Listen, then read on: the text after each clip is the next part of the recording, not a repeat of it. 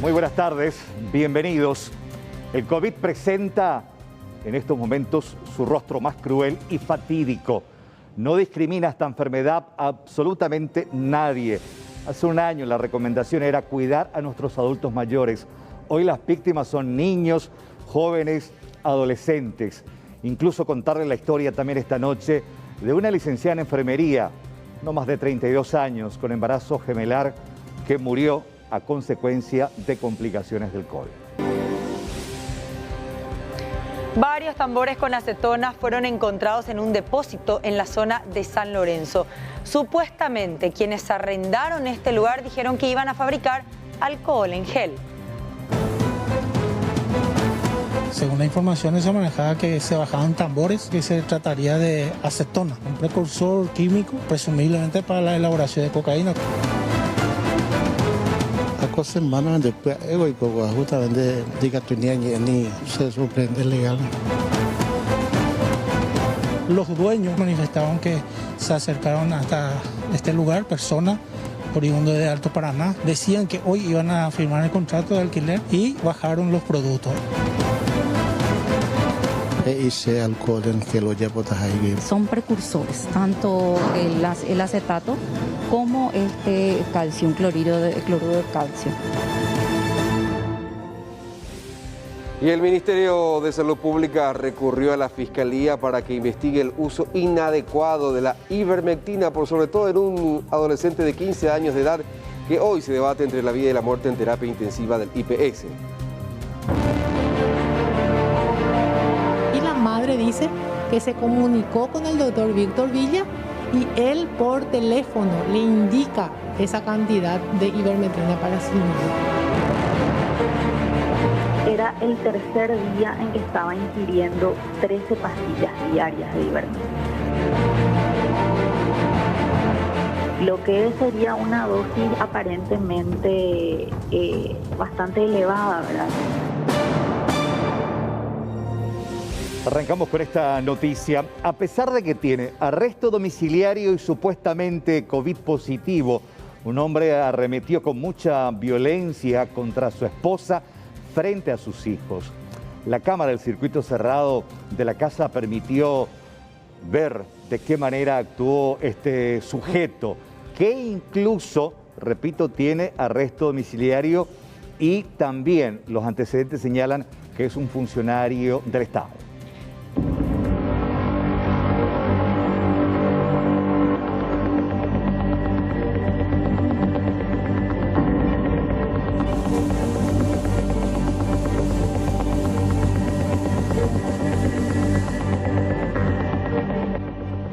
Las imágenes del circuito cerrado muestran cómo el hombre agrede violentamente a su pareja sentimental frente a sus pequeños hijos.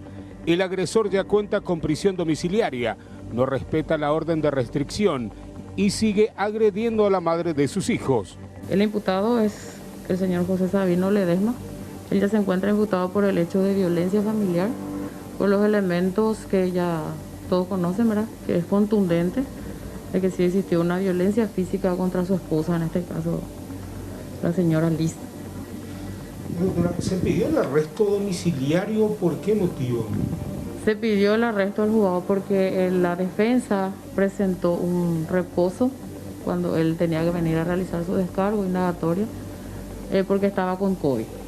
Por eso que se solicitó al juzgado penal de garantías el arresto domiciliario. Entonces ya iba a quedar a cargo de la jueza si reunía los presupuestos para el arresto domiciliario o la prisión preventiva. La víctima vive atemorizada y teme por represalias, mientras que la pequeña que presenció el hecho quedó con serias secuelas psicológicas.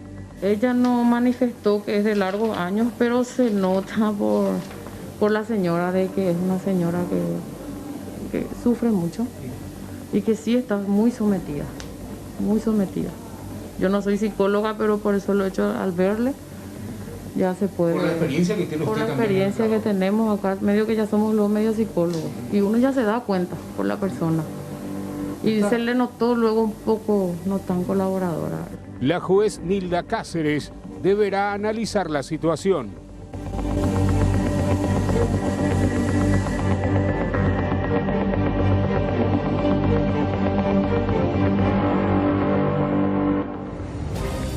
Vamos a volver a hablar de un tema que fue muy sonado en su momento, sobre todo por lo aparatoso del accidente en plena madrugada, mañana, cuando una mujer iba a trabajar y otra en su vehículo la atropella, muere lastimosamente en el instante. Fue bastante debatido el tema, sobre todo por la situación en la que se generó este accidente. Está Raúl Bogarín con más detalles porque hay novedades en relación a la conductora del vehículo. Adelante, Raúl.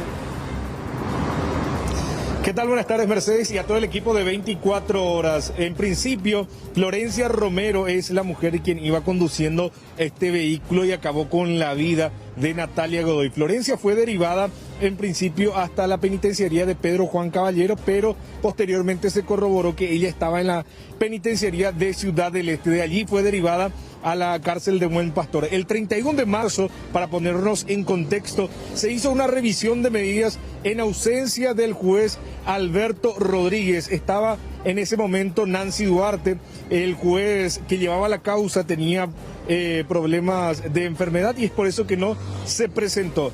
Tampoco se presentó a la revisión de medida la representante del Ministerio Público, en este caso estamos hablando de la fiscal Sandra Fariña, solamente la querella adhesiva. En ese momento la jueza Nancy Duarte decretó que Florencia Rodríguez vaya con una medida alternativa a la prisión, que es arresto domiciliario. Esto no cayó bien, obviamente, para lo que es la causa, en este caso para los familiares, tampoco cayó bien en la ciudadanía, y es por eso que la abogada de la familia, estamos hablando de Carolina Arias, presentó una apelación. Esta apelación fue tomada y también revocada, esta medida alternativa a la prisión que le otorgaron a Florencia Romero. A continuación, ella explica detalladamente 4 puntos claves que tuvo en cuenta este tribunal. En principio, la calificación, que es homicidio doloso en grado eventual. Escuchemos lo que decía en la siguiente nota. Es un triunfo con un paso agigantado lo que decidió la Cámara de Apelación. Retrocediendo un poquito, en fecha 31 de marzo se realizó una audiencia de revisión de medidas donde la defensa propone y solicita una medida menos gravosa a la procesada Florencia Romero, la cual fue el arresto domiciliario. Coincidentemente, en esa fecha teníamos una jueza interina, que era Nancy Carolina Duarte, considerando que el doctor Atilio Rodríguez, el que llevaba la causa del Juzgado Penal de Garantías, se encontraba ausente por problemas de salud. Además, teníamos la recusación del fiscal inicial, que es el doctor Rienzi, el doctor Itálico Rienzi. Asume la doctora Sandra Fariña, la cual fue debidamente notificada, no participó de la audiencia de revisión de medida, dejando abandonada la querella. Todos saben el resultado, se le dio lo solicitado por la defensa, que es el arresto domiciliario. Yo apelé a esa resolución ante la Cámara Penal, la cual hoy la Cámara decide revocar ese ahí de fecha 31, donde se le daba prisión domiciliaria. O sea, ella debe volver al penal. Recordemos que ella está imputada por homicidio doloso en grado eventual. Esa calificación tiene una expectativa bastante elevada. Eso tuvo en cuenta, exactamente, ese punto tuvo en cuenta la Cámara, teniendo en cuenta la expectativa de pena y el peligro de fuga, teniendo en cuenta que tenemos cerca una audiencia muy importante. También llegamos a la casa de la familia Godoy, hablamos precisamente con la madre de Natalia Godoy, Lucía Godoy, quien mencionaba que cree ella en la justicia divina y que todo saldrá bien en este sentido rumbo al juicio que determinará la suerte de esta joven Florencia Romero, quien en los próximos días deberá volver a la penitenciaría del Buen Pastor. ¿Por qué en los próximos días? Porque se puede nuevamente apelar ante la Corte esta decisión tomada por el tribunal, y ya posteriormente, si no queda esto firme, ella tiene que volver a la penitenciaría del Buen Pastor. Escuchemos lo que mencionaba su madre también. Fue dura la noticia cuando recibimos, ¿verdad? La que le dio la jueza, la prisión domiciliaria a Florencia, y más todavía acompañamiento con la fiscala. En ese momento, la que en lugar de estar con la querella, la fiscala que acompañó la medida de sustitución domiciliaria, porque ella, en lugar de apelar, así como hizo la doctora Carolina, que es la querella, esta fiscala Sandra Fariña se adhiere a la disposición de la jueza Nancy Duarte. Le pide por documento a la Cámara de Apelación de que se confirme la prisión domiciliaria de Florencia, porque supuestamente era su derecho, porque todavía no estaban todos los elementos dados como para una condena, que era su derecho, que ella, un montón de cosas por puntos pidió a la Cámara de Apelación de que se confirme esa prisión domiciliaria. Pero gracias a Dios, como le dije a la doctora Carolina en ese momento, doctora, yo confío en Dios, que es el juez justo, y voy a dejar en su mano, doctora, y Dios va a hacer su obra. Dios es el mejor juez que hay. Y hoy nos enteramos, la doctora llorando me llamó y me dice: señora Lucía, la sorpresa ahí es para ver la grandeza de Dios. La Cámara de Apelación revoca la prisión domiciliaria de Florencia. Ella te deberá volver, pero tenemos 3 días para que esa gente puedan incluso volver a apelar ante la Corte Suprema de Justicia la disposición de la Cámara de Apelación. Y en eso estamos. Y confiamos en Dios y toda la presión de justamente ustedes, la prensa, que nos acompañaron desde el primer momento, la ciudadanía, confiando en todo eso, de que se va a hacer justicia. 2 a 3 días es lo que tienen que esperar para que quede firme esta decisión del Tribunal de Apelaciones, y de repente ellos no van a la Corte Suprema de Justicia para que Florencia Romero finalmente vuelva a la penitenciaría del Buen Pastor. 4 puntos claves que tomó en cuenta este Tribunal de Apelaciones. Primero, reiteramos esto, la calificación, que es muy gravosa, que tiene que ver con el homicidio doloso en grado eventual, que tiene una expectativa de pena muy alta.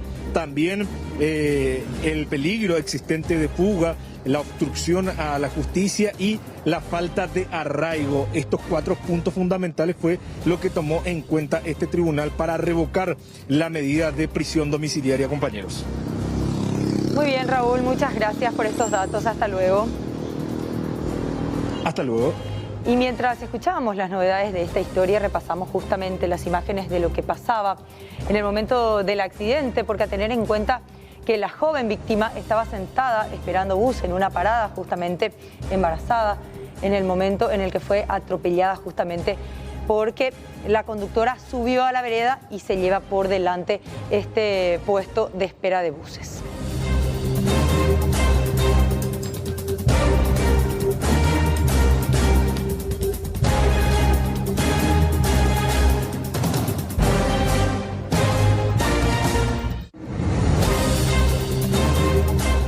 Y no solamente los hospitales dependientes de salud pública o del Instituto de Previsión Social están saturados, están rebasados o colapsados con pacientes de COVID-19. Misma situación acontece en el Hospital de Policía Rigoberto Caballero, y queremos compartir con ustedes algunos números que hacen a la internación de los responsables de la seguridad interna de nuestro país. Y en este sentido, fíjense ustedes, Hospital Rigoberto Caballero, 68 personas, policías uniformados, fallecieron en este centro hospitalario, y en otras dependencias 24. 92 policías en total ya murieron a consecuencia del COVID-19, y 29 de estos 92 eran uniformados activos y algunos oficiales superiores. Vamos a la siguiente placa, por favor, para conocer más detalles de cómo funciona y cuál es la capacidad del Hospital Rigoberto Caballero. Camas normales tiene 45, o sea, no alcanzan 100 camas. 45 son camas normales, 10 son UTI, por supuesto, el 100% de las 10 camas ocupadas. Urgencias respiratorias tienen 10, camas terapizadas tienen 3, y aquí resaltado porcentaje de ocupación de camas 100%. 92 camas tienen ahora, las 92 están ocupadas. Vamos a la siguiente placa, al siguiente material. Ocupación de camas Hospital Regional de Policía en Coronel Oviedo. Tienen 6 camas en UTI. Las 6 también están ocupadas. ¿Tenemos algo más? A ver.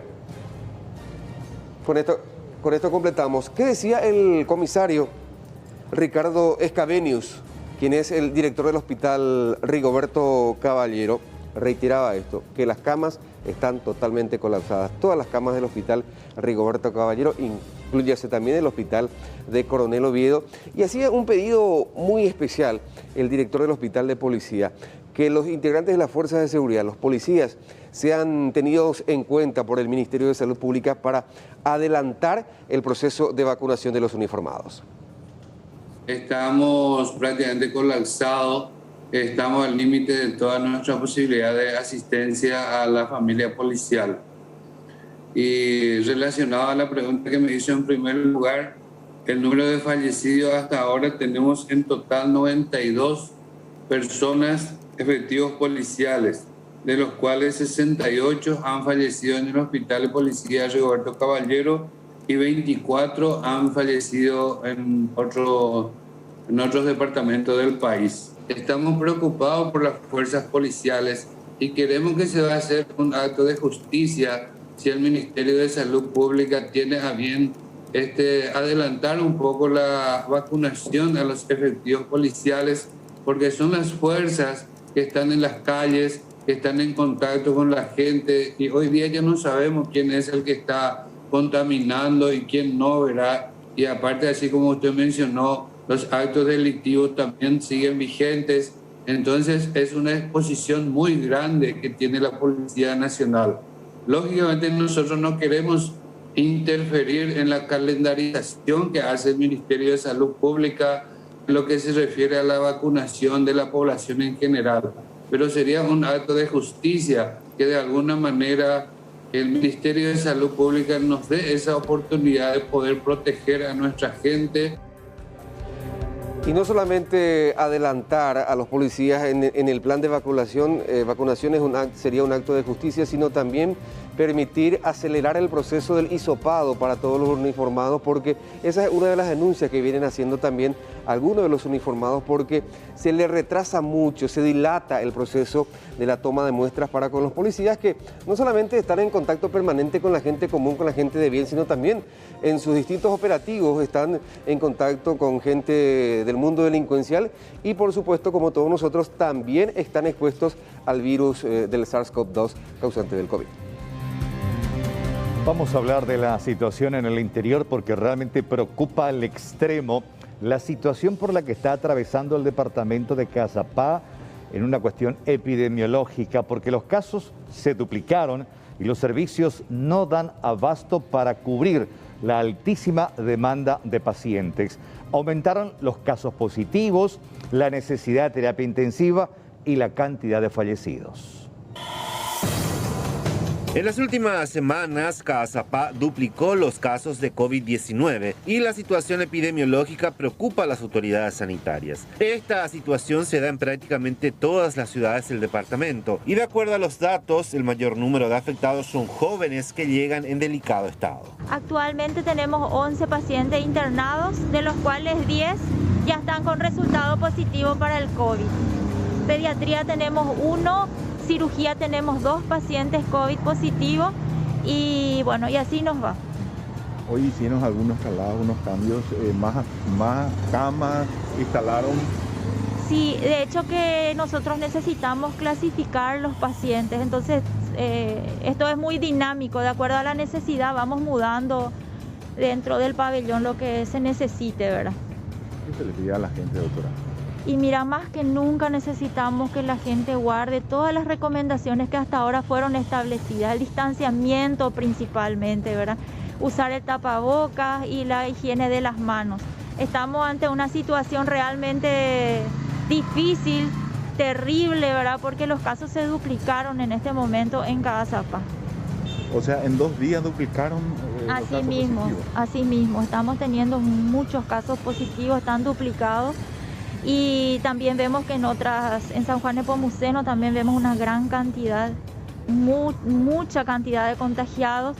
Lo más triste y preocupante es que cada vez son personas más jóvenes, ¿verdad?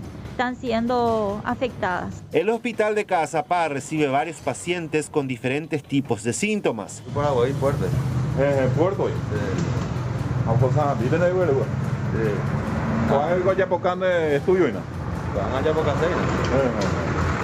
ella buscar la gana porque pues haré y les ya ahora la se te hace pase acá no duda se hace ahora se te ya tu cuña va ajá no te imaginas de turno ajá no te turno. Los familiares cuentan las dificultades que se presentan al momento de acompañar a sus pacientes. La verdad que no hay baño y es un problema que nos aqueja a todos y eso es lo que más nos hace falta. ¿Y dónde duermen ustedes cuando esté así, digamos, esperando el resultado de noche? ¿Cómo hacen? Y nosotros, por ejemplo, dormimos en el auto, porque cualquier hora nos llaman y nos quedamos por acá ya nomás. Pero si es que tenés algún familiar acá cerca, podés irte, pero mejor estar por acá para llegar enseguida cuando te llaman. ¿No tienes horario de darte el resultado de su familia, por ejemplo, el diagnóstico? No hay horario, tenés que estar pendiente, porque algunas veces no te avisan y tenés que estar pendiente acá. Esta zona del país también comenzó a aumentar la cantidad de camas para pacientes COVID-19 ante la demanda que existe actualmente. Suman y siguen los operativos exitosos, se podría decir, en donde incautan un elemento específico. Estamos hablando de acetona. ¿Para qué sirve específicamente? Judith nos cuenta. ¿Cómo estás? Adelante.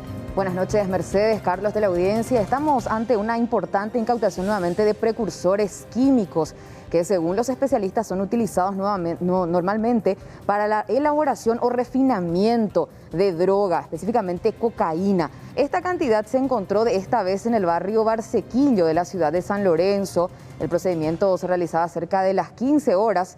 Una comitiva fiscal policial ingresaba a este antiguo taller mecánico donde se encontraron barriles. Allí están viendo ustedes en imágenes de en este caso acetato de etilo, así como también varias bolsas de sustancias químicas, todas consideradas como precursoras químicas. En bolsas, así como también estas estaban envueltas en esta carpa negra. El dueño, en este caso el propietario de este antiguo taller mecánico, dijo que supuestamente hace poco nomás habría alquilado el sitio, sin embargo lo hizo de manera verbal a personas que serían del Alto Paraná. Esa es la información que proporcionó a la comitiva de investigadores, pero esto lo pone como uno de los sospechosos de esta carga que finalmente fue encontrada en estas condiciones. Se habla de un tránsito inusual, de un ingreso inusual de camiones en horas de la noche y madrugada que terminó llamando la atención de los vecinos porque iban bajando esta cantidad de carga de estas sustancias químicas en el interior de este taller. Vamos a hacer un repaso de lo que en total se encontró en el interior de este depósito, ya que se hizo después el relevamiento. Estamos hablando de 30 tambores azules de la marca Solvay, con presunta acetona de etilo de procedencia brasileña, que son estas que están viendo ustedes en las imágenes. 13 bolsas de soda cáustica, 6 bolsas de la marca Unipar, 49 bolsas de clorhidrato de calcio y 16 bidones de presunta acetona. Es lo que se encontró finalmente en este taller. Y vamos a repasar un poco con ustedes las entrevistas que recabamos hoy durante este procedimiento fiscal policial. Primeramente hablamos con el comisario principal Marcelino Espinosa. Él es el jefe del Departamento de Investigaciones de la zona central, ya que ellos obtuvieron la información y finalmente canalizaron al Ministerio Público para poder realizar este allanamiento. Esto decía al respecto. Llegó la información desde el Departamento de Investigación Central al efecto de verificar un producto de dudosa procedencia. Según la información se manejaba que se bajaban tambores y muchas bolsas. A raíz de eso hicimos la tarea de inteligencia. La información daron un 50% que se trataría de acetona, un precursor químico, presumiblemente para la elaboración de cocaína. Acá están los tambores, las bolsas de soda cáustica, entre otros bidones y otros químicos que no sabemos para qué se va a utilizar, pero en este caso pasa a ser un contrabando porque los dueños aparentemente manifestaban que se acercaron hasta este lugar, personas oriundas de Alto Paraná, que decían que hoy iban a firmar el contrato de alquiler y bajaron los productos. ¿De los responsables de momento no se tiene información, comisario? Tenemos alguna información, vamos a ir en detalle averiguando, investigando. tenemos chapa de vehículo, que estamos haciendo las investigaciones a los efectos de tratar de ubicar a la gente que se acercaron hasta este depósito y bajaron todos estos productos. Bueno, este procedimiento se hizo ante la atenta mirada del dueño, del propietario de este antiguo taller mecánico, quien dijo que supuestamente alquiló hace algunos días su antiguo taller, pero a personas provenientes del Alto Paraná, con quien se dio una negociación pero verbal. Vamos a repasar lo que decía durante el procedimiento. Mapi con la alquilata, Guri. Justamente ole copama anotado bebe la mape a la alquilar, no justamente. Vaya contactan en Diego y lo alquilan malan de depósito. Vaya Guri. La cosa semana después ego y cogo justamente diga tu niña ni. Te sorprende, ¿no? Se sorprende legalmente. ¿Entiendes? Y se la escuela uno o deposita a ver. ¿No? La ese. Pero antes que firmar la contratos y cuál una vez a oñongatula y cosa cuera, ¿vio? Exactamente, pero igual. Ando comunicar con DUPA. No. Llegué a ya le producto cuera. Hice alcohol en gel o ya botas ahí pela pues. Alcohol en gel. Pela. Ya firmar la contrato. Cuejero, cuejer lunes. Inde y cuál moa. No, vaso de cuera. No. Dere cuál inde se cuera. Cuál, justamente, pero luego le colada todo. Y que todo lo. ¿Colaboraste la policía? ¿Igual la pena la sospechosa ya? No, jamás. Pero por lo menos la jera picoje ya ves a me jamás la policía, veo. Lo huele copa, justamente lo huele copa. Bueno, de todos modos, don Rodolfo Silva tendrá que ser indagado también por el Ministerio Público, ya que él vive a la vuelta de su antiguo taller que terminó alquilando a estas personas que habrían depositado esta carga bastante delicada en este sitio, que por cierto estaba en condiciones que no deben estar en estas condiciones, según lo que expresaba la fiscal Lourdes Bobadilla, con quien hablamos también, y esto decía sobre las posibles imputaciones. Estos elementos aparentemente, según lo que se puede observar las características tanto físicas, por decirlo, y las inscripciones que llevan tanto las bolsas como los bidones, se tratan de elementos que podrían ser precursores de sustancias estupefacientes, específicamente cocaína, ¿verdad? Una vez que se realice el análisis químico ya por personas de la SENAD, ¿verdad? Por agentes de la SENAD en el laboratorio, es que vamos a determinar específicamente de qué producto se trata y inclusive en el porcentaje. Pero lo que sí se puede observar sí son productos controlados. No cualquiera puede manipularlo, tengo entendido que tiene que existir una licencia de por medio. Así mismo, debe existir una licencia porque son productos controlados, son precursores, tanto el acetato como calcio, cloruro de calcio.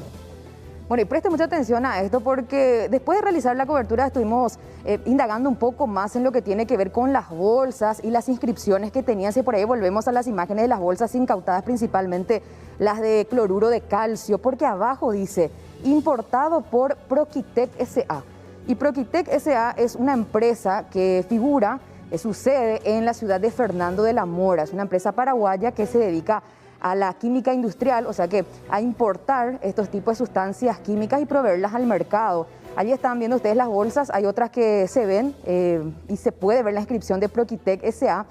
Y en principio se hablaba de contrabando, pero esto termina cambiando un poco el panorama porque evidentemente se habría importado a través de esta empresa. Y vamos a repasar con ustedes las fotografías de los productos que son similares a los que se encontraron en este depósito, que era un taller ubicado allí en la zona de Barsequillo, la ciudad de San Lorenzo. Tanto es así que también no solamente las bolsas de cloruro de calcio figuran a nombre de Proquitec. Allí están viendo ustedes los tambores de acetato de etilo, que son similares a las incautadas en este taller y que, según lo que pudimos también corroborar en esta página de Proquitec S.A., ellos serían los únicos representantes de Solvay, que es una empresa de peróxidos del Brasil. Así que a partir de ahora la Fiscalía también va a indagar un poco acerca de la posible implicancia de esta empresa si es que se dio algún tipo de venta irregular, ya que aparentemente en este caso podría no haberse dado el contrabando, pero sí una venta irregular, porque ya decía la fiscal, esto no puede ser comercializado a cualquier persona, la venta está controlada, Mercedes, Carlos. Exactamente. Y la investigación, ¿qué señala la policial, la fiscal? ¿Para qué presuntamente se tendría esa cantidad de este químico allí? En el caso de no tener la licencia, se sospecha fuertemente de que sea para la elaboración o refinamiento de droga, porque esto tiene que ser manipulado por empresas autorizadas, porque también se utiliza para fines lícitos. Claro, pero en este caso, en el contexto de un sitio donde alquilaron, pagaron, pero nunca firmaron contrato, donde aparecieron una vez, plata en mano, desaparecieron, volvemos después. Entonces, como que eso informal. También, claro, suma la sospecha de que había algo ilícito de por medio. Claro, aquí ya no se hablaría de contrabando, se hablaría ya en este caso de lo referente a manipulación de estas sustancias de manera ilícita para el refinamiento o la elaboración de la droga. En este caso en particular, teniendo en cuenta las condiciones en las que se encontraron estos cargamentos. Claro. Incluso, perdón, escuché yo una declaración de uno de los policías que intervenía en este procedimiento, que podría tener con un operativo similar de incautación que se hizo en el Chaco. Podría tener relación, exactamente. Se pudo dar también la posibilidad de que hayan estacionado en este antiguo taller estos productos que probablemente tendrían como destino Bolivia, ya que este tipo de elaboraciones no se hacen en nuestro país, según ellos, en cuanto a lo que tiene que ver para el uso de la elaboración de droga o refinamiento. Así que probablemente esto estaba esperando nada más, en este caso, el trámite pertinente, conseguir los camiones, la forma de poder mimetizarlos y de esa manera tomar rumbo a Bolivia. Ya estaba haciendo una escala. Podría tener relación con la carga que cayó en el Chaco hace poco, una importante cantidad. Eso es lo que también están manejando los investigadores. Gracias, Judith, por estos datos. Vamos a hablar ahora de este supuesto esquema que funcionaba para desviar medicamentos del Instituto de Previsión Social. Esto ocurría en la zona de Alto Paraná. 2 importantes funcionarios estarían involucrados. Estamos hablando del director médico de la Previsional y un candidato a concejal de Presidente Franco.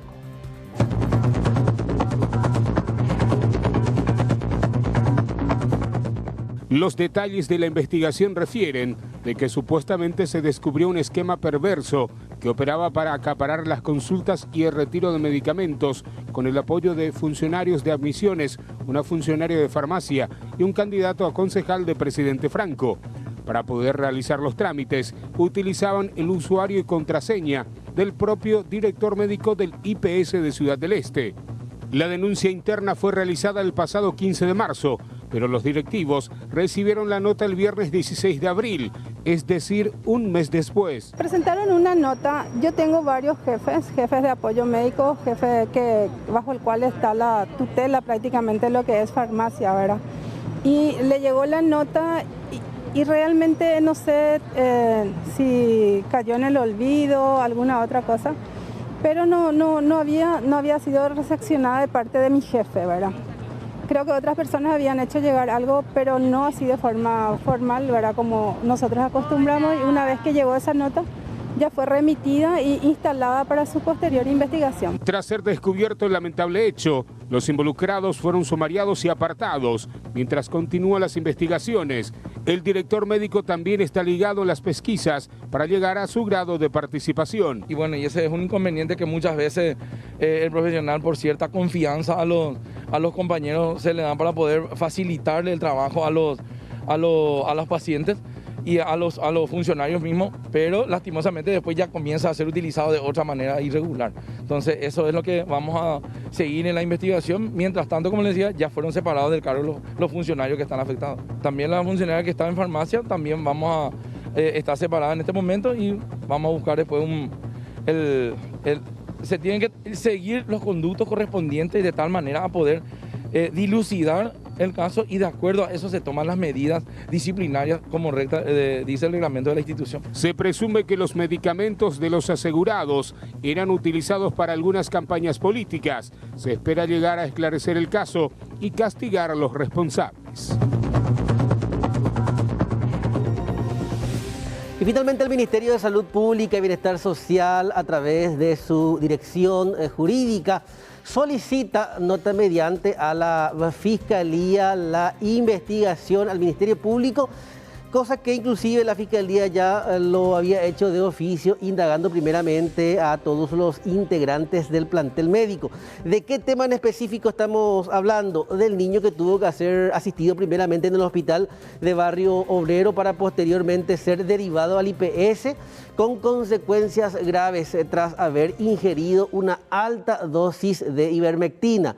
Se habla inclusive que las mismas fueron suministradas de maneras sucesivas hasta llegó al punto de consumir prácticamente 13 pastillas, situación que evidentemente generó consecuencias en su organismo y un terrible daño hepático que ya fue corroborado. En tal sentido, el Ministerio de Salud remitió la documentación pertinente al Ministerio Público para que pueda analizar esta situación. Ahora, es imposible hasta ahora determinar el grado de responsabilidad, porque hablamos del testimonio de la madre, que no presenta, por ejemplo, hasta ahora una receta de las indicaciones médicas, hablaba inclusive de ciertas recibidas a través de grupos del WhatsApp, pero en donde inclusive también menciona una llamada a un doctor que presta servicios ante el Ministerio de Salud, con un contrato y también en una clínica en específico del barrio Santo Domingo de la ciudad de Lambaré. Con respecto a la solicitud del Ministerio de Salud, los datos arrimados y el uso de esta droga, nosotros conversábamos con la directora de la asesoría jurídica del Ministerio de Salud. El doctor Víctor Villa es funcionario del Ministerio de Salud Pública y Bienestar Social, tiene 2 vínculos con nosotros, un vínculo nombrado como médico, 21 años hace que es funcionario y también fue contratado por la contingencia y está prestando servicios en el hospital de Lambaré. ¿Él le recetó en el hospital de Lambaré o de manera particular? Sinceramente yo no sabría decirle si es cierto o no es cierto el hecho. Para eso nosotros hicimos la denuncia porque es lo que refirió la madre nada más. No hay un registro donde nosotros tengamos una receta que el doctor le haya dado. No hay receta, indicación. Yo no tengo nada, ni tampoco la doctora. Cuando es niño, es menor el que acuda al servicio, el médico necesariamente por protocolo tiene que ver qué es lo que se le suministró al niño. Entonces ahí la madre dice que se comunicó con el doctor Víctor Villa y él por teléfono le indica esa cantidad de ivermectina para su niño. Esa puede ser también la versión de la madre. Por supuesto, por eso nosotros solicitamos, hicimos la denuncia ante la Fiscalía y acompañamos todos los hechos para que ella, la fiscala, sea la que sea encargada al Ministerio Público de la investigación del hecho para ver si es cierto lo que la madre dice, que fue dado por el doctor Villa, o no sabemos nosotros si ellos nomás también le automedicó a su hijo. Eso está en manos de la Fiscalía para que la Fiscalía determine la responsabilidad. No es lo que indicaba la asesora jurídica del Ministerio de Salud Pública y Bienestar Social con respecto al punto en específico de la solicitud a la Fiscalía de la investigación.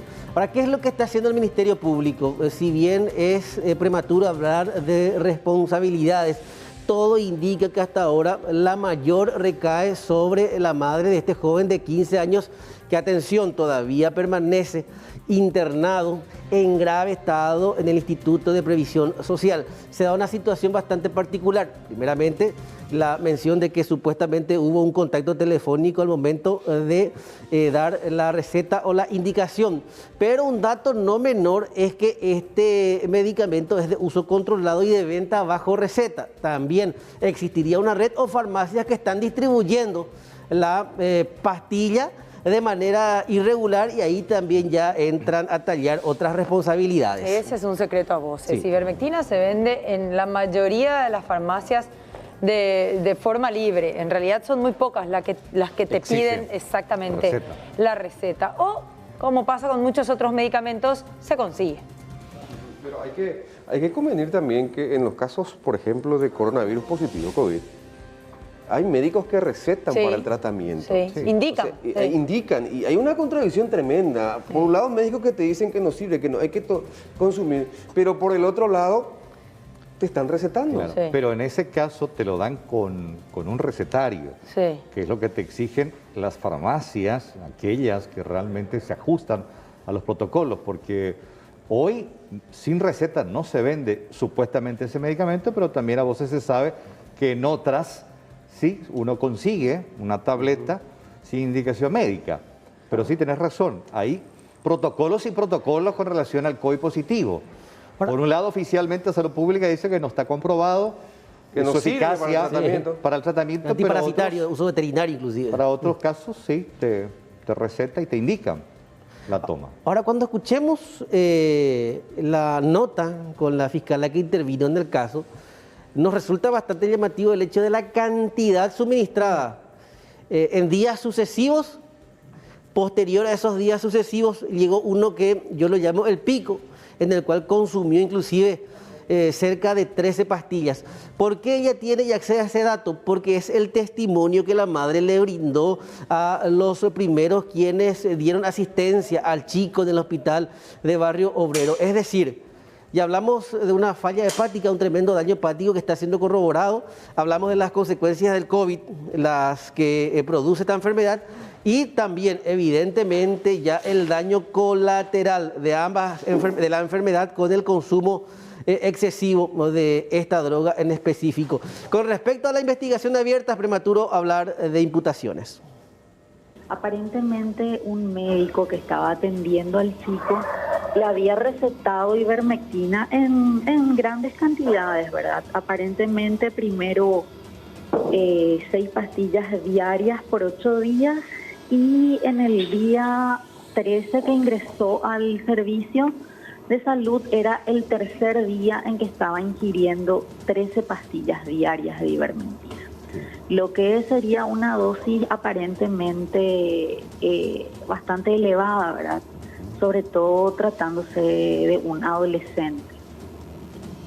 Ahora, ¿cuál puede ser o puede llegar a ser, fiscal, el grado de responsabilidad sobre la madre, o están analizando también, en este caso, llamar a declarar en algún momento dado al doctor que había recetado o que habría recetado esta cantidad?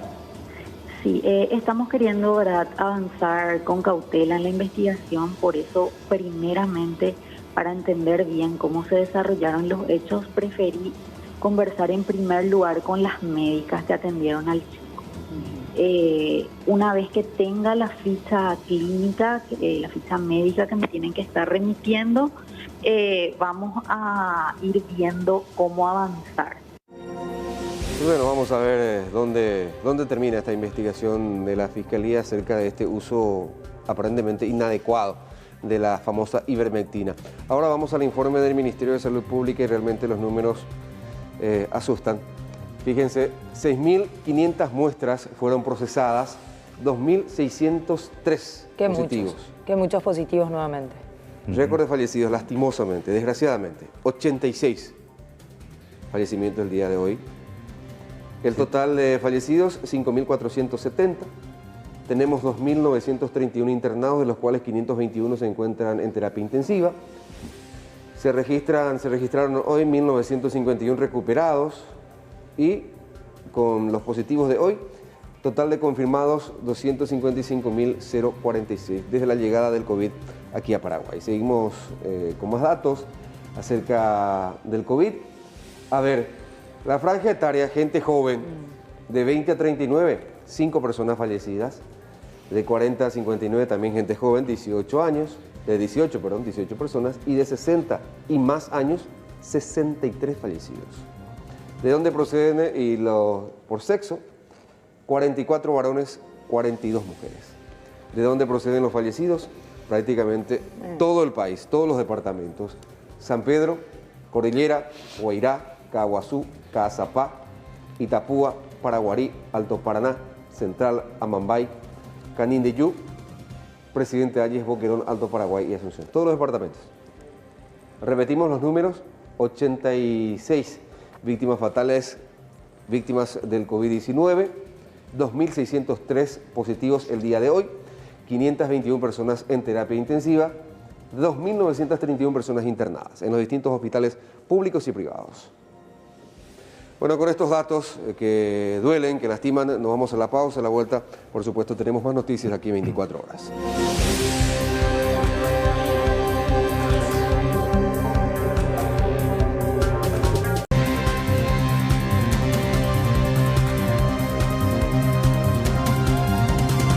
Tenemos esta información en vivo y en directo con Evelyn Velázquez. Tiene que ver con el caso Fluor. ¿Se acuerdan de la joven estudiante de odontología que falleció por una sobredosis de esta medicación?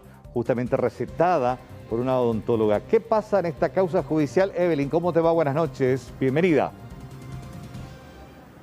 Gracias, Carlos. Buenas noches. Estamos hablando de la odontóloga Lilia Espinosa, quien fue beneficiada hoy con libertad ambulatoria. Recordemos que la misma está imputada por homicidio culposo, teniendo en cuenta el caso de María Sol Chávez, de 22 años, quien falleció, como explicabas, Carlos, por una sobredosis, concretamente varios gramos de flúor que consumió. Hoy estuvimos conversando con la defensa de la profesional, estamos hablando del abogado Derly Céspedes, así que presten atención a lo que nos explicaba.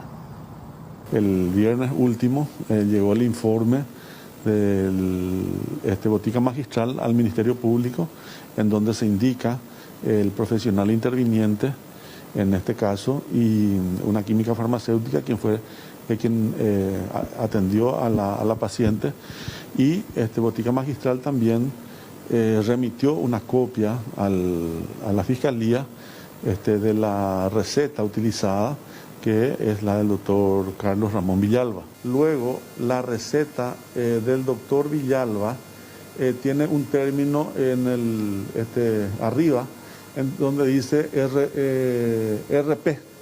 ¿Qué significa RP? Significa reciba y prepare. Esa receta de reciba y prepare fue la que se presentó en Botica Magistral.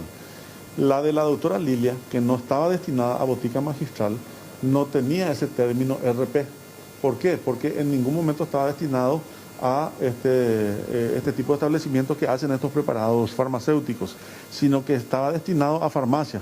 Y por ese motivo es que fue rechazado, por la inexistencia. De esta manera, entonces, la investigación se amplía, compañeros, teniendo en cuenta de que estamos hablando de otro profesional médico que supuestamente expidió una receta. A raíz de esto se hacía un preparado en esta conocida farmacéutica y bueno, a raíz de esto ya también a tener en cuenta una vez más el fallecimiento de una joven estudiante, concretamente por sobredosis. Vamos a ver cómo avanza este tema. El fiscal Chamorro es quien encabeza este trabajo y a destacar una vez más entonces que en el caso, ¿verdad?, de una joven quien estaba siguiendo un tratamiento odontológico por más de 2 años, inclusive con una misma profesional, y esta receta que ella recibió en el día, consumió, horas después terminó falleciendo. Excelente. Evelyn, gracias por este completo reporte. Buenas noches. Bueno, destacar igual que es una investigación todavía, gracias Evelyn, incipiente, y cómo lo importante, fíjense, una palabra puede determinar la vida o la muerte de una persona, entre el miligramo y el gramo, que finalmente terminó siendo fatídico para esta joven, un poco más de 20 años, que después de consumir este preparado terminó falleciendo en horas nada más. La tensión se apoderó hoy de la penitenciaría de Tacumbú. Estamos hablando de que los propios internos amenazaban con amotinarse. Muchos guardiacárceles inclusive despejaron los pabellones, salieron porque ante la última experiencia muchos habían quedado como rehén, no querían que la situación se vuelva a repetir. Se realizó una requisa ya en el transcurso del día y se encontraron inclusive bombas molotov.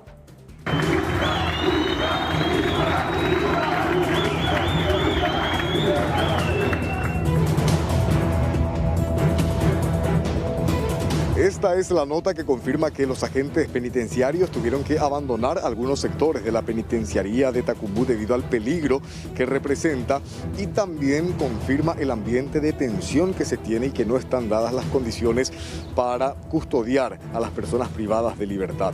Respecto a eso, se decidió realizar una requisa general donde encontraron, además de armas blancas, también bombas molotov.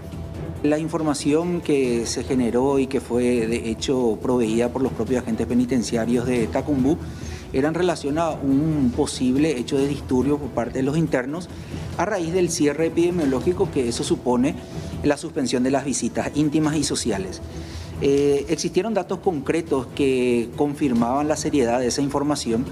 De hecho, en horas de la tarde de ese día 12 de abril y también del día 17 de abril, se produjeron hechos donde se lanzaron botellas que contenían combustible desde la calle México al interior de la penitenciaría. Los agentes penitenciarios reaccionaron de manera inmediata, incautaron una cantidad de esto, pero existía la duda y el temor de que algunos de ellos hayan sido tomados por los internos.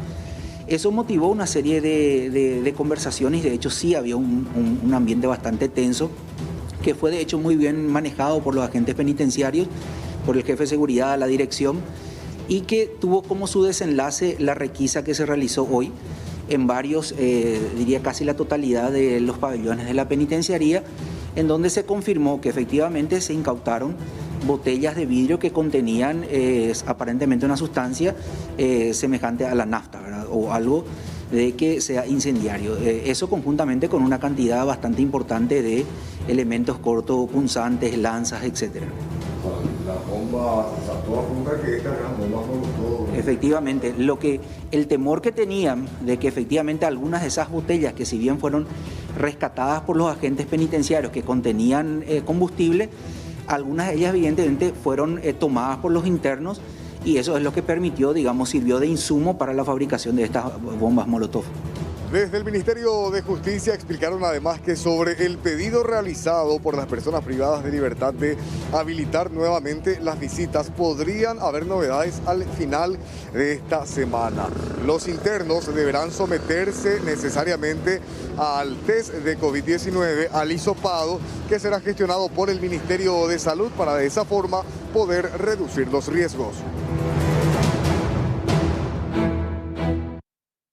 Y el presidente de la República adelantó que probablemente desde el lunes el país va a empezar a recibir mayor cantidad de vacunas, y en este sentido anunciaba que este jueves 22 de abril la India embarca 100.000 dosis de sus vacunas Covaxin, y de esa manera completar la donación de 200.000 biológicos. El 26 de abril también partirán con destino a Paraguay 134.000 dosis de AstraZeneca, esto mediante el mecanismo COVAX. Y antes de fin de mes también estaría llegando un lote importante de las vacunas rusas Sputnik V.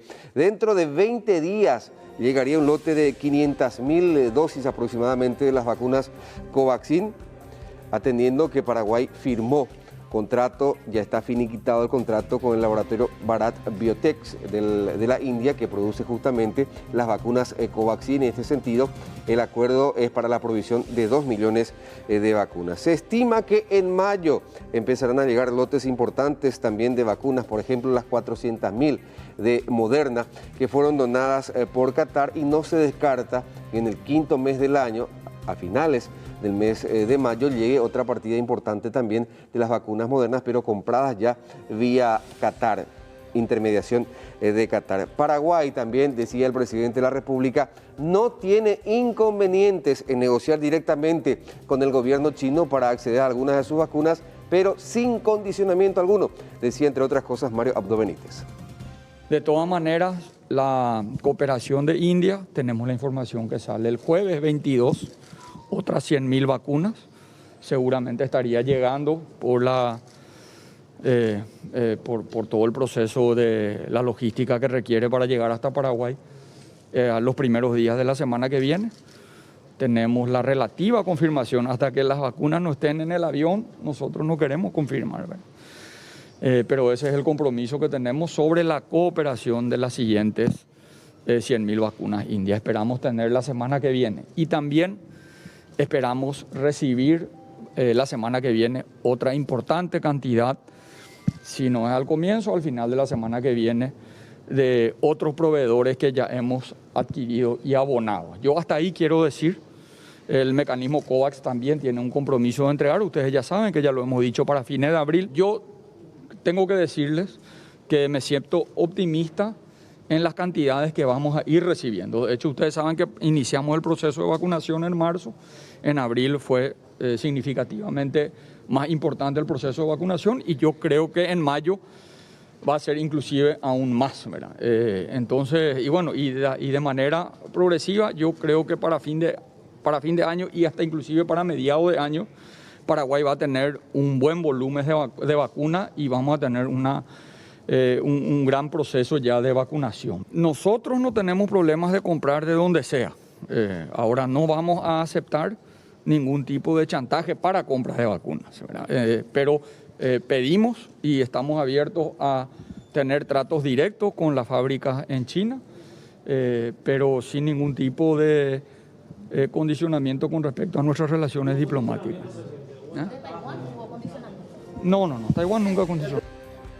Los referentes más optimistas del gobierno creen que posiblemente Paraguay, entre lo que resta de abril y por supuesto el mes de mayo, estaría recibiendo al menos 1 millón de dosis de vacunas anti-COVID. Ahora hablemos, y esto se conoció hoy, la salida, lo llevaron, lo cambiaron, lo relevaron a Luis Roberto Escoto, quien hasta hace algunos días era representante de la Organización Panamericana de la Salud aquí en Paraguay. El 15 de abril pasado llegó una atenta nota dirigida al canciller nacional, el doctor Euclides Acevedo, de parte de la representante para América Latina de la OPS-OMS, la doctora Clarice Etienne. Y aquí está la nota. ¿Y qué dice? Fíjense en lo que dice en el segundo párrafo. Teniendo en cuenta el contexto nacional actual, o sea, el malestar generalizado en contra de Luis Roberto Escoto, me he visto en la necesidad de retirar al representante de la OPS-OMS en el país, el doctor Luis Roberto Escoto, con el propósito de continuar brindando cooperación técnica en salud al Paraguay y no afectar la implementación de los proyectos de cooperación en curso. Le informaremos a la brevedad posible los datos del representante interino. Ahí está la firma también de la doctora Carisa Etienne, directora para la región de la OPS-OMS. La nota, repetimos, estuvo dirigida el 15 de abril pasado ya al ministro Euclides Acevedo, con copia al titular de la cartera de Salud Pública, el doctor Julio Oborba. Pero ¿qué decía el ministro Euclides Acevedo acerca de la salida del doctor Luis Roberto Escoto? Ustedes recuerdan aquella fase famosa, ¿verdad? Que, bueno, muchos dicen que jamás pudo tratarse de un lapsus mental, cuando le llamó de otra manera el canciller Euclides Acevedo, quien en los últimos últimos tiempos venía denostando bastante en contra del representante de la OPS aquí en Paraguay. Hemos recibido una nota oficial del finiquito de funciones del señor Escoto ante la República del Paraguay y bueno, esperemos en breve quién va a ser su representante. Supongo que el ministro de Salud tendrá mayor información que yo, pero llegará también por la Cancillería eso. Ahora, en la nota se puede deducir que es por una deficiente gestión en materia del programa COVAX. Eso yo no puedo calificar, a él lo califica la Organización Panamericana de la Salud, pero yo creo que este es un cambio de rutina. Yo no sé cuánto tiempo él ha estado acá, pero esto es un cambio normal, no creo que tenga mucho que ver con la deficiencia del sistema COVAX de cara a sus compromisos con el Paraguay. Se fue Luis Roberto Escoto con muchas promesas. Ahora hay que ver si efectivamente el 26 salen las 134.800 dosis de vacunas AstraZeneca con destino a Paraguay, si efectivamente llega en este mes de abril, y otra igual cantidad en el mes de mayo, como supuestamente lo había anunciado el señor Escoto durante una reunión hace algunos días nada más, el 12 de abril para ser precisos, ante los integrantes de la mesa directiva de la Cámara de Senadores. Bueno, y hablando precisamente de las vacunas, en este caso las consecuencias de la falta de ellas, el Colegio Nacional Exatú de la ciudad de Asunción suspende las clases híbridas hasta mitad de año ante la falta de vacunas, tanto para los docentes como también para los alumnos. Recién al término de las vacaciones de invierno volverán a las clases presenciales.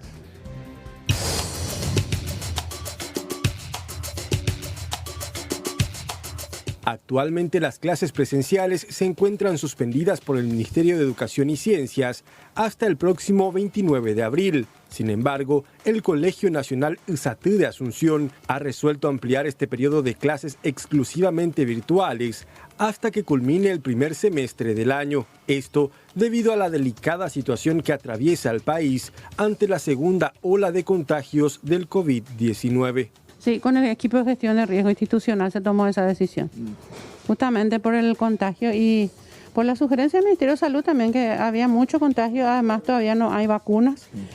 hicimos un sondeo, no a todos los padres, pero en forma aleatoria a algunos padres, ¿verdad? Algunos cursos.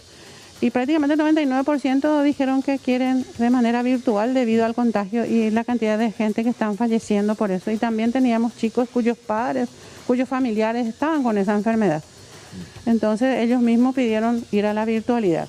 Y nosotros respetamos eso y nos reunimos con el comité de riesgo y se tomó esa decisión toda la primera etapa. Claro. O sea, sería vuelta de vacaciones, invierno, retomamos en la manera presencial si es que ya estamos todos vacunados. Ojalá que tengamos la vacuna ahora. A pesar de las múltiples complicaciones que se tuvieron durante el año 2020 con las clases virtuales improvisadas, este año aparentemente se han subsanado los inconvenientes. Ahora este año, por ejemplo, súper bien, espectacular. Estamos utilizando varias plataformas, ¿verdad? Y lo que más están utilizando los docentes de este colegio es el Google Meet, que les facilita bastante. Y están dando clases virtuales el 100%, sin ningún ¿Y asisten a las clases virtuales los alumnos, directora? Sí, asisten.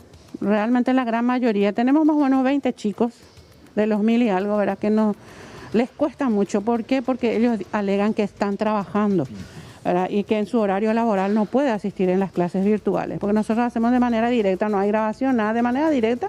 Ellos tienen un horario, está el horario, luego el horario nacional y aparte el horario de bachilleratos técnicos que establecimos a través de del equipo de gestión, ¿verdad? Y nosotros trabajamos súper bien, pero hacemos respetar el horario también porque el año pasado fue muy difícil. Porque había chicos que a las 10 de la noche, a las 9 de la noche, o sábado, domingo, día de descanso, también los docentes son seres humanos, ¿verdad? Claro. Que querían que se le pase la tarea, y era a base de tareas. Sin embargo, este año nosotros acá en el colegio tomamos la decisión también de hacerles exámenes, tomarles unas pruebitas sumativas para ayudar, ¿verdad? Y aparte el cierre de etapa que va a ser en junio. Recordemos que al igual que el colegio USAT, cada institución educativa del país tiene un comité educativo institucional para la gestión de riesgo, que se encarga de decidir la modalidad de las clases para los alumnos durante la pandemia del COVID-19. Bueno, dejamos de lado por un momento todo lo relacionado al coronavirus y vamos a hablar de lo que pasa a esta hora en la zona de la Costanera, porque vemos llamas en el lugar, aparentemente un incendio forestal. Esto tiene que ver con seguramente los lugares que forman parte de una reserva natural. Está Evelyn trabajando en vivo y en directo y nos cuenta más detalles. Evelyn, ¿cómo estás? Adelante. Importante el fuego.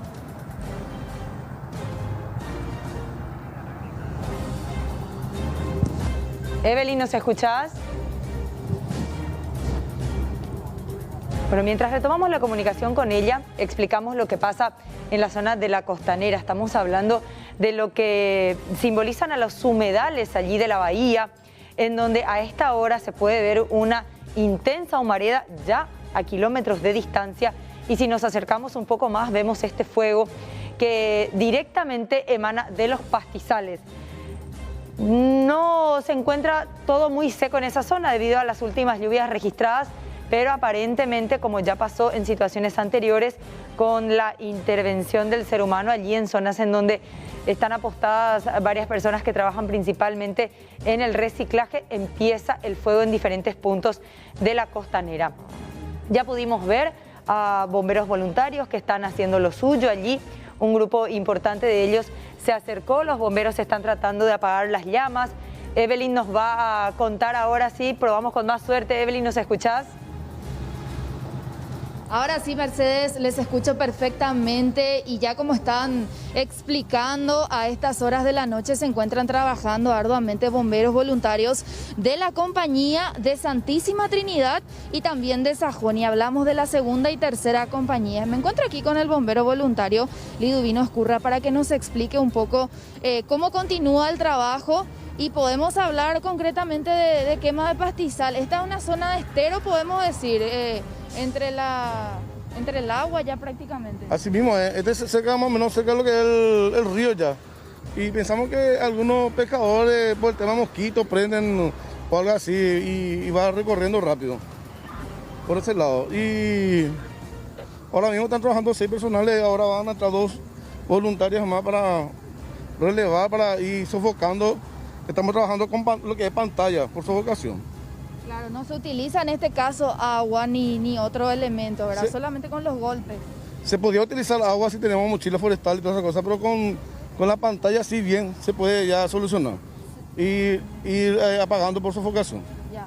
6 voluntarios entonces de momento quienes están trabajando allí con linternas, observamos. Sí, entre ellos está un oficial de mi compañía, que es el teniente Dick, que está trabajando con los personales de adentro y más ahora 2 voluntarios estarían bajando ahora para ir de apoyo. Y aquí 2 señoritas también quienes se están equipando para ingresar, ¿verdad? Son 2 mujeres valientes de lo que tenemos acá en los bomberos. Acá la teniente de la tercera compañía, Roisa, también está a cargo de ellos. Son mujeres valientes que tenemos dentro de lo que es bomberos. Ahora van a ingresar también todo lo que es el esteral y esperando y resguardando todo lo que pueda pasar desde acá para ellos los que están adentro. Zona complicada, podemos decir también para el ingreso, ¿verdad? Utilizan linternas como observamos. Totalmente, es una zona complicada, como sabemos y vemos, todo es parte de lo que es un yuyal, es un estero, es peligroso, mismo por los animales, podemos encontrarnos con cualquier víbora y todo lo que pueda ser animales que viven en este ambiente. Son peligrosos y todos esos detalles tenemos que cuidar. Y como todo bombero siempre tratamos de ir arriesgando todo lo que esto es y previendo todo lo que es la seguridad personal mismo también. Ellos van por un camino como que ya está marcado, podemos decir, por los que ingresaron primeramente, ¿verdad? Están como que pegando la vuelta. Así mismo es, tenemos un caminito que justamente por un señor que es vaqueano, más así, porque tiene su bote o canoa, como le llamamos, y que nos llevó hasta donde podamos ingresar hasta el lugar. Como así vemos, es totalmente lo que es esteral. Y en cuanto a la visibilidad, ¿esto podría afectar aquí a los que están realizando caminata, a los vehículos? Totalmente, eso afecta directamente a las personas que están haciendo caminata justamente por el tema del humo, mismo a los vehículos. Si esto se va agravando totalmente, es un problema para lo que transcurre todos los días por acá. ¿Y hace cuántos minutos se están trabajando y según así una estimación rápida que podemos calcular, ¿verdad? ¿En cuánto más se podría controlar esto? Y esto se está controlando en este momento, se está trabajando, de a poco se va controlando. Como ves, hay una parte ya van controlando. Yo creo que en media o una hora más va totalmente controlado. Quiero que le muestre acá a nuestro compañero Mario Saldívar también a las señoritas. Están yendo para aquel sector, van a hacer una especie de vuelta y luego van a ir hacia la zona donde están sus compañeros. Entonces, ¿2 estarían volviendo para acá o es un refuerzo que se suma al equipo de trabajo? Y esperamos que sea un refuerzo porque ahí tenemos 6 personales más. Como sabemos que esto es un trabajo minucioso, es un trabajo que requiere mucho trabajo físico. Trabajar con este tipo de incendios requiere mucho trabajo físico. Y en cuanto a la vista también seguramente les afecta de repente el humo. En cuanto al equipamiento que tienen, ¿cómo podemos comentar? Totalmente. Normalmente se usa equipo ligero para esta situación. No usamos todo el equipo estructural como solemos ver en un incendio grande. Mismo por el efecto del incendio. Pero bien, en esta situación se merita usar equipo como yo le mencioné hace rato, porque hay muchos animales también ahora. Y proteger un poco a nuestro personal sería por ese lado. Y en cuanto a la condición del suelo también, tuvimos últimamente días de lluvia. Sí, y así como notamos, toda la parte es esteral. Y también hay agua, hay un riachito y todas esas cosas, ¿verdad? Que rodean la parte del incendio. La recomendación entonces para la gente que de repente tiene que circular por acá, tuvimos ocasiones donde inclusive se tuvo que cerrar el tránsito aquí en la costanera. De momento podemos hablar que está todo controlado. Sí, de momento está todo controlado, ¿verdad? Porque el humo prácticamente no fue muy, pero sí molestoso. Varias transeúntes sí se fueron, reclamaron. Justamente nosotros tenemos un destacamento acá en la costanera y misma gente se van reclamando eso por el humo mismo. Y como sabemos que todo el mundo hace su ejercicio, caminata, mismo vehículo. Y sabemos que el humo es uno de los factores que muchas veces sofoca. ¿Y en qué estado tendría que estar esto, por ejemplo, para usar agua, traer más refuerzos? Yo creo que con lo personal que tenemos se puede controlar. Esperamos más tiempo nomás y con la persona que tenemos va a ir controlando. Como ven, van controlando gran parte de lo que es ahora mismo. Bueno, le agradecemos muchísimo. Él es el bombero voluntario Liduino Escurra, quien está acompañando este trabajo en vivo, compañeros. Allá pueden observar a dos voluntarias quienes están ingresando de a poco. Terreno complicado, podemos decir, muchas malezas, agua inclusive, es un esteral. Y bueno, entonces en unos minutos más esto estaría completamente sofocado. Y la recomendación específicamente para los que vienen a realizar actividad física, que tengan cuidado porque el humo, lógicamente al inhalarlo, es complicado también para la salud. Claro, totalmente, podría dañar los pulmones. Bueno, gracias, Evelyn. Gracias, Mercedes. Atentos desde aquí. Esto pasa a esta hora en la costanera, no la norte, no la que no tiene luz. Estamos hablando de una de las zonas en donde más gente transita, no solamente peatones, sino también vehículos a esta hora. Intenso el fuego en el lugar. A ir con cuidado, si bien la zona no está clausurada, estamos hablando de que el tránsito es regular, hay que sí reducir un poco la velocidad porque el fuego se ve bastante intenso. Hacemos una pausa, ya volvemos.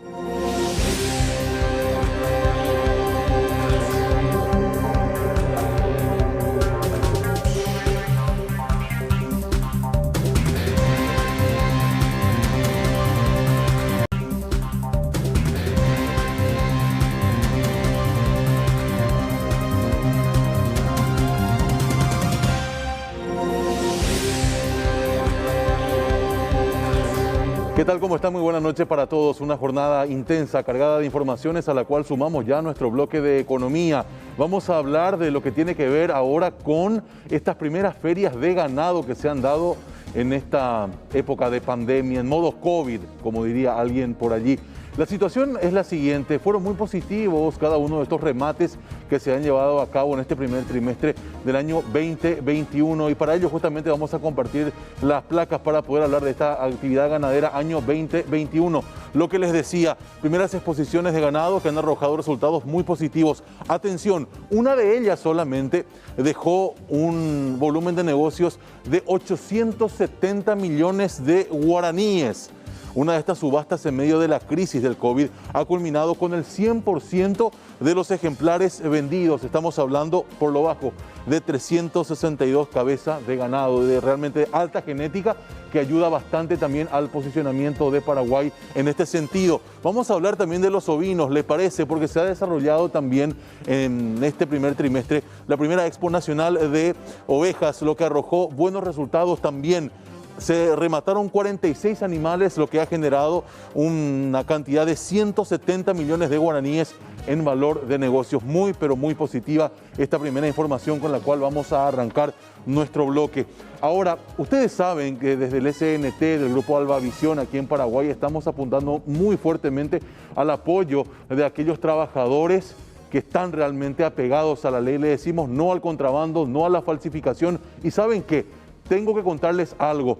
Cuando un paraguayo o una paraguaya emprende un negocio y hace que el mismo florezca, es realmente un mérito y más todavía en esta época de crisis. Pero cuando ese negocio se ve afectado por la falsificación, la verdad que duele y mucho y hay que estar en contra de esta situación. Hay una marca conocida de prendas de vestir que está patrocinando, está vistiendo a equipos de la principal división de nuestro fútbol y que hoy sufre un perjuicio de 2.000 millones de guaraníes. ¿Saben por qué? Porque la gran mayoría de sus prendas son falsificadas, tanto aquí en el departamento central por también gente que está en el Alto Paraná. Lugares en donde hay una gran cantidad de fábricas clandestinas. Tenemos la placa, señor director, por favor, para compartir los siguientes datos.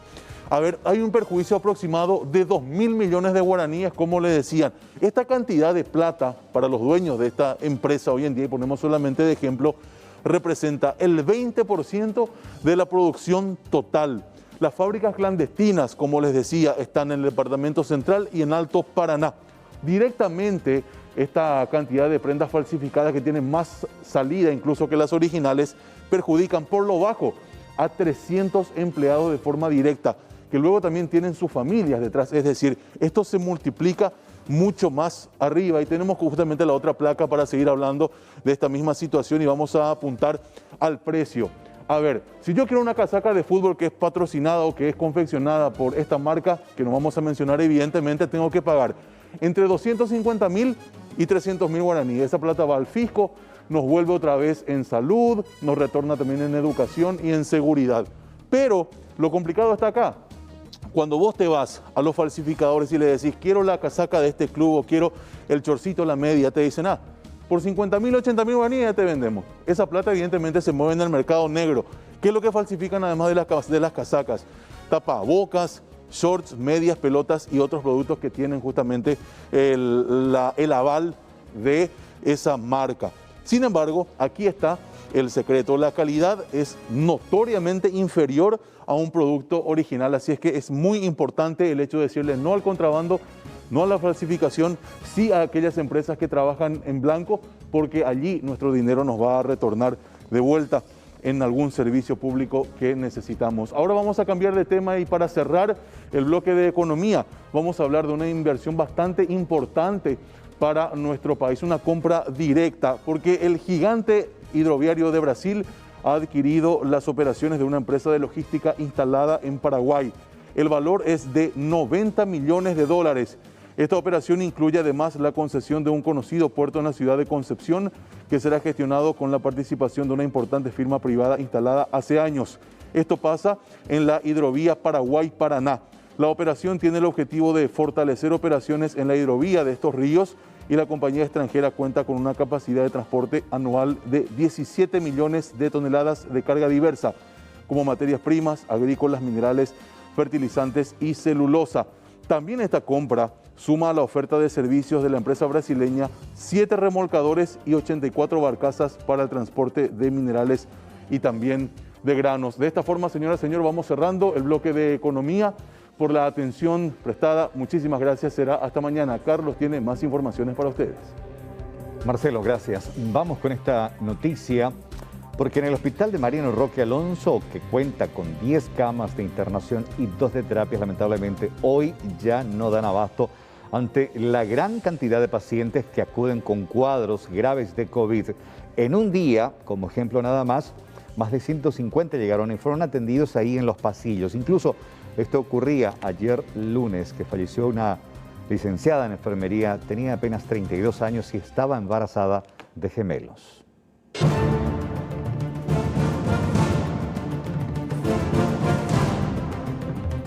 El Hospital Distrital de Mariano Roque Alonso se encuentra colapsado, al igual que muchos centros asistenciales de nuestro país. A diario se reciben más de 100 pacientes con afecciones respiratorias graves. Se cuenta con 10 salas de internación y 2 salas de terapia que no dan abasto. Realmente durante la programación, digamos, del trabajo en la pandemia, nosotros teníamos hospitales de referencia respiratoria, ¿verdad? Que en nuestro caso era Limpio, al que nosotros derivábamos todos nuestros pacientes respiratorios para internación. Al verse sobrepasado ya Limpio, Villa Elisa, que son los hospitales de referencia respiratoria, tuvimos que habilitar 20 camas para internación. En principio habilitamos 5, una salita, después fuimos aumentando, ¿verdad? Llegamos a 20 camas de internación y en las urgencias tenemos nuestra sala de reanimación. Realmente no es una terapia intensiva, es una sala de reanimación donde nosotros tenemos a los pacientes intubados que se complican y que necesitan una mayor complejidad. Ellos están en la sala de reanimación, ahí están intubados esperando la terapia. Más de 100 personas, varía bastante, como te estuve mostrando, ¿verdad? Un día 130, 180, llegamos a 200 pacientes, ¿verdad? Que acuden a consultar. Y en las urgencias respiratorias es donde tenemos el mayor flujo de pacientes, ¿verdad? Dejamos a los pacientes que requieren internación y si ya no tenemos camas se quedan en observación, entonces esperando que haya algún alta para que puedan ir ingresando. Ayer, por ejemplo, tuvimos 6 ingresos con las altas que se pudieron dar a la mañana, entonces es lo que estamos pasando ahora. Este es el albergue del Hospital de Mariano Roque Alonso, donde se encuentran los familiares de los internados por COVID. La única esperanza es la oración. Aquí un santuario donde se encuentran los nombres de los internados y de los fallecidos. Algunos suplican por una cama de terapia intensiva. Y acá estamos esperando terapia intensiva para mi marido, Gustavo Recalde. Desde ayer a las 6 de la mañana le entubaron porque se agravó su situación. Él desde domingo, hace 8 días que él entró en internación en grave estado, ya necesitando de terapia. Y nunca encontré respuesta hasta que se agravó más y llegó a la intubación ayer. Está grave. Está grave. Necesita urgente. Necesita, no hay, en este hospital no hay terapia intensiva. Y necesita ser trasladado urgente. ¿Cómo se llama? Me reiteras. Gustavo Recalde, tiene 36 años. Tenemos 3 hijos. Con globos blancos y mucha tristeza despidieron ayer a la licenciada Sayi Fretes, de 32 años. Ella prestaba servicios aquí en el Hospital Distrital de Mariano Roque Alonso.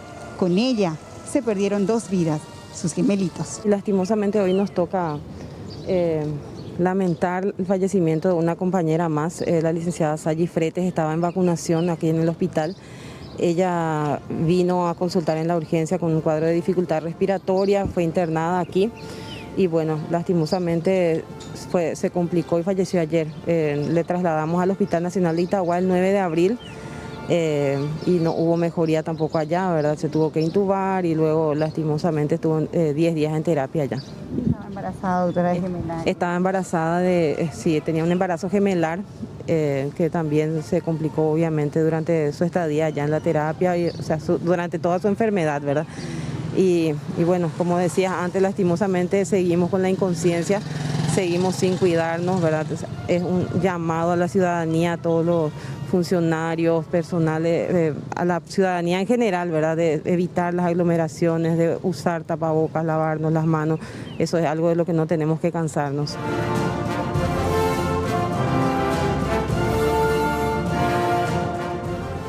En Ciudad del Este, los pacientes con COVID positivo también atraviesan una situación difícil, sobre todo aquellos que solicitan una cama en terapia.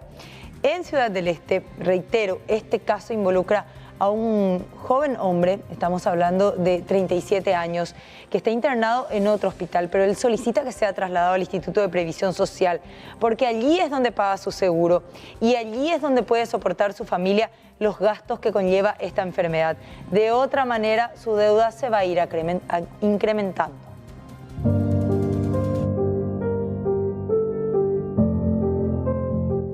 Cristian Trigo mencionó que su familia se encuentra desesperada y agobiada porque ya no cuentan con dinero para mantener a su hermano internado en un sanatorio privado de Presidente Franco, donde por día deben pagar de 15 a 20 millones de guaraníes. Lastimosamente era parte de mi hermano que se encuentra en un hospital privado acá en Presidente Franco. Tenemos nuestro papá también que está hospitalizado hacia nuestra ciudad. Bueno, el caso es que mi hermano hace 4 días se encuentra en terapia intensiva y estamos buscando los recursos posibles y ya nos declaramos casi insolventes de poder solventar todos los gastos. ¿Cuánto por día tiene que pagar? Y anteayer pagamos 22 millones, ayer alcanzamos los 17 millones y hoy a las 11 se nos pasa el reporte de vuelta y no sabemos qué monto nos espera. Y él es asegurado de IPS, él es el titular y ya nos acercamos varias veces acá en IPS y siempre nos reciben que no hay cama y nos dan la espalda. Nos omitieron varias veces ya. Y ya empezamos ya el proceso judicial para conseguir un amparo judicial y la encargada, la defensora pública nos pide por lo menos una constancia que el IPS nos omitió en algún momento de nosotros. No les puede recibir. Y no nos puede recibir. Y acá nos está negando eso. No hay cama y tampoco nos quiere dar eso. Y estamos totalmente desesperados ya. Su hermano de 37 años es un asegurado del IPS, por lo que piden que la previsional busque una solución. Lo que nosotros queremos es que el IPS se haga cargo de nuestro hermano. Por ley, por derecho le corresponde.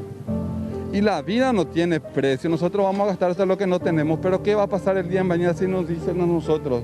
O nosotros nos declaramos insolventes. Vamos a esperar la muerte de nuestro hermano. Tiene 37 años, tiene criaturas. Su señora también está en un estado delicado de COVID. La familia es oriunda de Coronel Oviedo y casi todos los integrantes fueron infectados por la enfermedad. Ya vendieron todo lo que tenían de valor y ahora prácticamente están insolventes.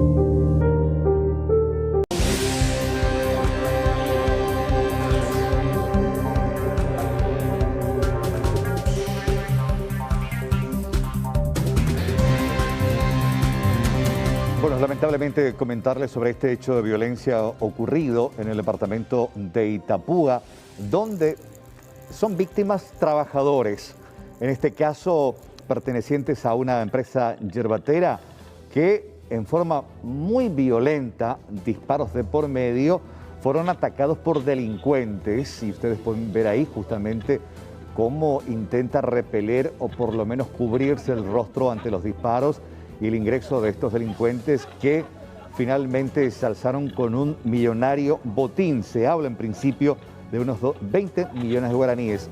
En la huida también asaltaron a un trabajador que circulaba sobre una motocicleta. Queremos escuchar parte del audio ambiente para que se percaten de la manera en la que estos atracadores actuaron.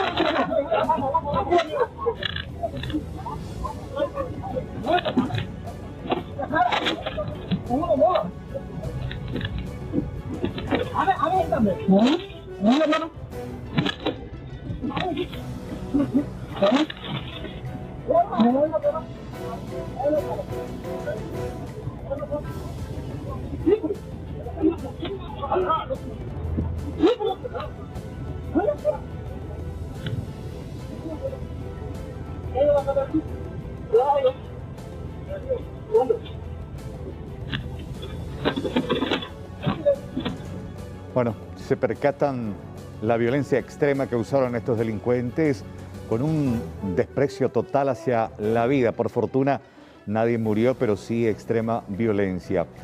La gente, compañeros de Sur TV, prepararon el siguiente reporte para comentarles acerca de esta historia.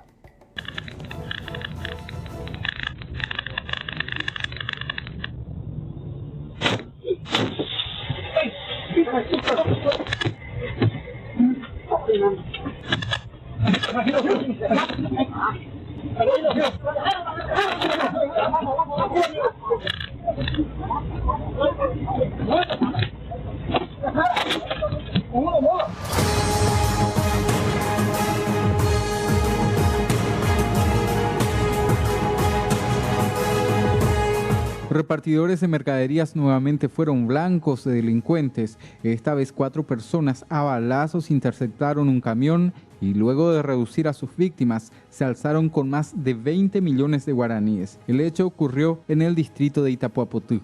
Sí, así mismo en este caso ocurrió un hecho de robo agravado. Esto ocurrió en el kilómetro 60 del distrito de Itapuapotú, donde resultaron víctimas Derlis Marcelo Bigler, paraguayo soltero, 28 años de edad, como así también Jorge Luis Alonso Villasanti, paraguayo soltero, 32 años de edad, ambos domiciliados en las Colonias Unidas, ¿verdad? Estas personas se desplazaban a bordo de un camión de la marca Mercedes-Benz, color blanco, con la insignia de Yerramate de Colón, ¿verdad? En este caso, propiedad de la cooperativa Colonias Unidas. Este camión estaba al mando del primero. Sí, según manifestaciones de estas personas, circulaban por la citada ruta, ¿verdad?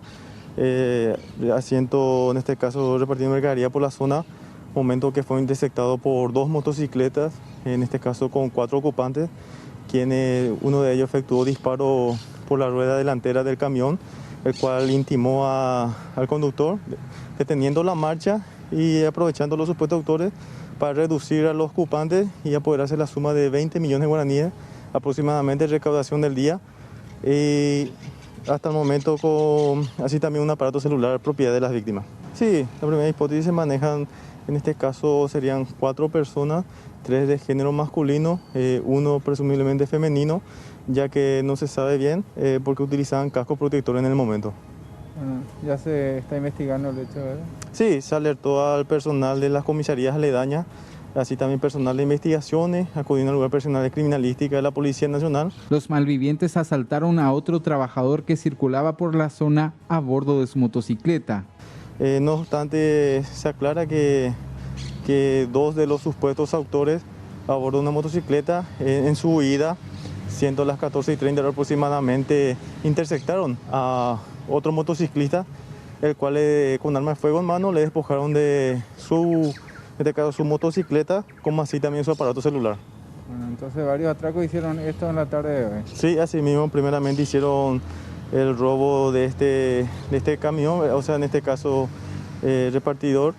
Posteriormente, en su huida, realizaron otro robo, donde resultó víctima, en este caso, el señor Cristalto Ramón González, paraguayo soltero, 19 años de edad, domiciliado en ese distrito. Es la tercera vez que estos repartidores de mercaderías son víctimas de asalto. La Policía Nacional inmediatamente inició la tarea de investigación. Lamentablemente, los descuidistas acechan en el mercado municipal de la ciudad de San Lorenzo, donde se registra decenas de denuncias a la policía en forma semanal contra estos amigos de lo ajeno, quienes son identificados y en algunos casos, cuando son detenidos, rápidamente recuperan su libertad.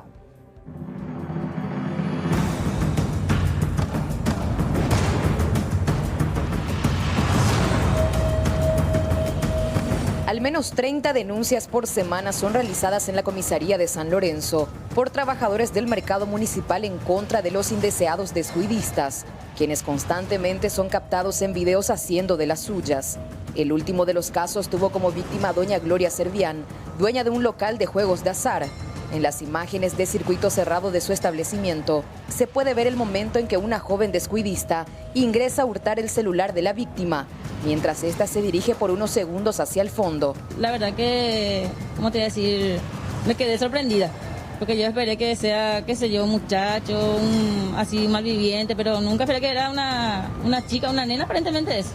Estaba pasando con un bolso, de repente mira hacia adentro y dice, voy a probar mi suerte para eso. No, viste que los lindos se ve, pues de afuera para adentro se ve qué es lo que hay acá. Entonces ella vio que yo bajé ahí seguramente y vino para eso, exclusivo para eso vino. Estaba controlando. Y sí, se ve que estaba mirando por ahí el ambiente y vino a descuidarme. En el video se ve que vos estabas allí juntando tus monedas de tus máquinas. Sí, porque estaba jugando un cliente un poquito antes que ella llegue, ¿verdad? Entonces el señor ganó y me pidió que le dé billete y me dejó su moneda para que yo cobre, ¿entendés? Y mientras que yo echo las monedas, otro cliente que estaba jugando en el fondo me llama, me pide la moneda y en lo que yo voy ahí, el cliente me habla y en ese interín ya se aprovechó. Quedó libre, vacío. Y mi hija estaba conmigo también. Y justo yo le ocupé que me traía también algo del fondo. Y las dos nos fuimos en el fondo prácticamente y en ese interín aprovechó. Pero doña Gloria, esto es prácticamente algo de todos los días acá en zona del mercado. Y porque me dijo el policía, ya hice mi denuncia y me dijo que no es la primera, yo no soy la primera afectada, que ya varios negocios ya hice ya lo mismo. identificar a esta chica, ¿no le conoce a ella? No, no le conozco así, ¿verdad? Pero sé que frecuenta por acá. Ya le llegué a ver ya por acá que es. ¿Vista? Sí, de vista le conozco. ¿No sabes si otros comerciantes ya fueron víctimas de ella también? Tengo también una amiga justamente que también tiene así sala de juego y también el celular de su marido también. La misma forma también robó. O sea que exclusivo para eso luego viene. Y tengo otras personas así que comentaron que le robaron sus termos, lo que encuentra al paso prácticamente. Alertar a tus compañeros de trabajo, tus colegas. Eso es lo que... Porque de recuperar, pues es difícil de recuperar, pero por lo menos que no le perjudique a otras personas. Las denuncias no prosperan porque normalmente se considera un hecho bagatelar. Exactamente, y más por el uso de tapabocas que hoy en día le ayuda muchísimo a los malvivientes a no identificar rápido. Porque capaz que sin tapabocas pues la vamos a identificar plenamente así, pero con tapabocas es difícil. Casi todos los comerciantes del mercado municipal de San Lorenzo ya resultaron víctimas de los descuidistas. Desafortunadamente, pese a las reiteradas denuncias, pocas son las veces que logran dar con los ladrones y recuperar sus pertenencias.